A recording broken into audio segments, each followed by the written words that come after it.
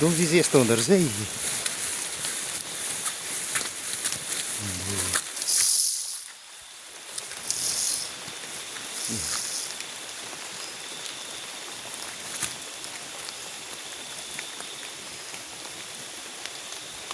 दुम्सी चाहिँ एक्टिभ मोमेन्टमा छ है। काँडा छोड्न आँटेको बिचरा।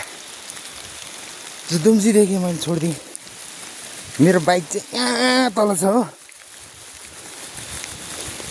म त जाँदैछु पानी झरीमा।